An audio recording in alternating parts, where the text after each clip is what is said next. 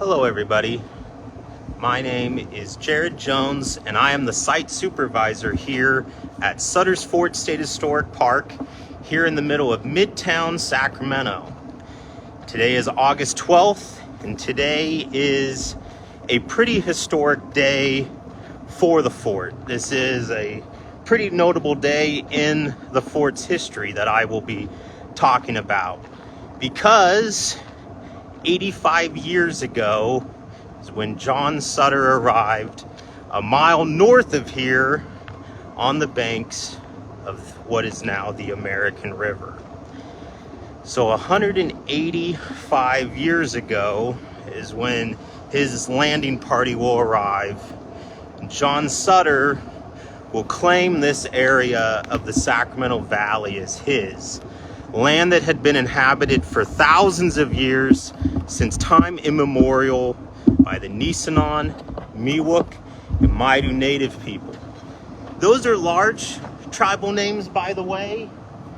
When Sutter gets here in 1839, he writes that there are at least 30 different native villages in this area.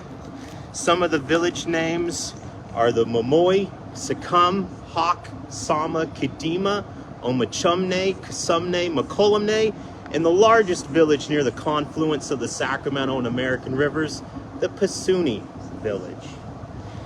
Now, John Sutter's landing party consisted of himself, 10 Hawaiians. John Sutter went to Hawaii before coming here to California.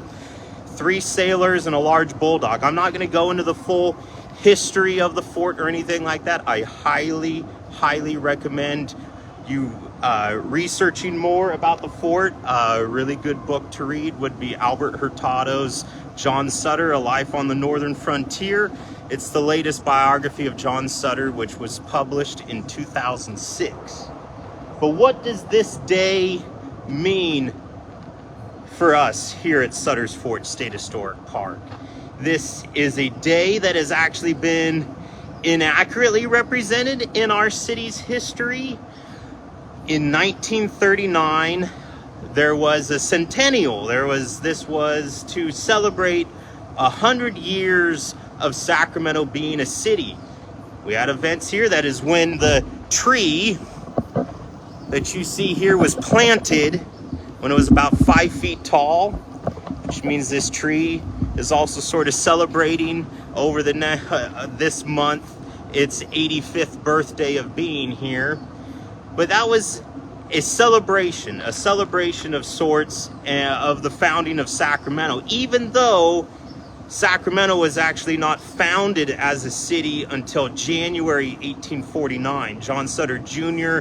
will actually hire 3 men from the United States Topographical Corps, Captain William H. Warner and Lieutenants William Tecumseh Sherman and Edward Ord, to survey the streets of Sacramento or at least for the streets for what would become Sacramento City in December 1848. City lots are sold January 1849. So even recognizing this as Sacramento's birthday previously was incredibly inaccurate. 35 years ago, and I have this in my office hanging because I like to remind myself how far we have even come as an institution here. In 1989, we celebrated on August 12th the 150th birthday of Sacramento. Still inaccurate to consider this to be Sacramento's birthday, but it's aligning our birthday with when John Sutter arrived here. Somebody who came here, claimed this area of the valley as his without any regard to the native population, looking to build an agricultural settlement, the fort being the center of the agricultural and manufacturing industries that would occur in his land grant that he would get from the Mexican government named New Helvetia, a fort that was built by native people, a fort that had at least 80 to 90% of the workforce at any point in the 1840s being done by native people, and that labor through coercion, through force at most times.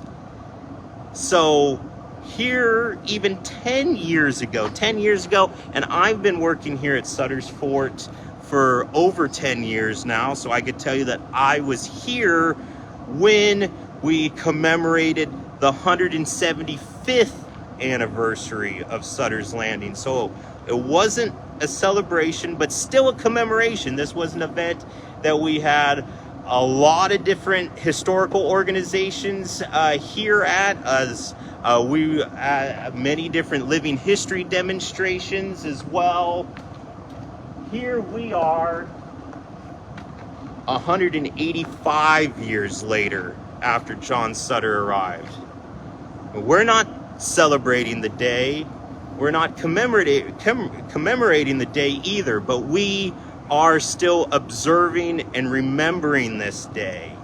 And this day is still very important because Sutter's Fort, after all, was a catalyst of change for California in the 1840s.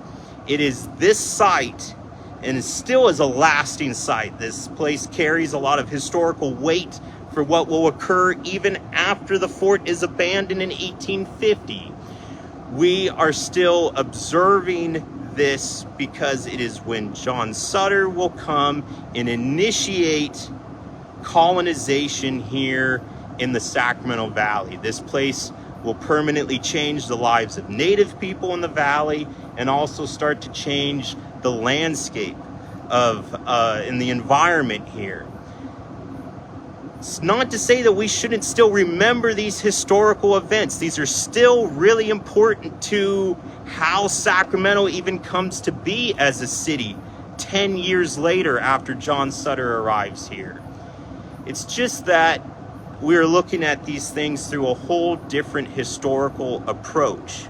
Over the last 4 years, and we just about a month ago marked 4 years since the John Sutter statue was removed from across the street. It was never on Sutter's Fort's grounds. It was across the street on the property of Sutter Health. We entered in through consultation with 7 federally recognized tribes, and we drafted a new interpretation master plan that you can read on interpretingsuttersfort.org. We're taking these events that are long remembered in our history as something that were to be celebrated, to expand on the narrative and still observe these days as being important, but also looking at all these different perspectives. It was a celebratory event for Sutter when he arrived here on August 12th. They even fired cannons as a salute to William Heath Davis Jr. and his crew, who turned those boats around and went back to Monterey. It was a celebration then. It was a celebration 100 years after Sutter arrived. It was celebrated 150 years later. We are still observing those because these events mean something different to different groups of people, especially those that were already here. And those oral traditions and that perspective that is helping us expand the narrative. So, when you look at all these different historical events in history, take a step back, analyze the context, think about what is occurring in the world around it to shape that event that occurred that day. Come and visit us here at Sutter's Fort. We like to have these conversations, especially with conversations that talk about our new interpretive approach. We are open from 10 a.m. to 5 p.m. every day, and we look forward to chatting with you about the fort's history. You all have a great day. Bye, everybody.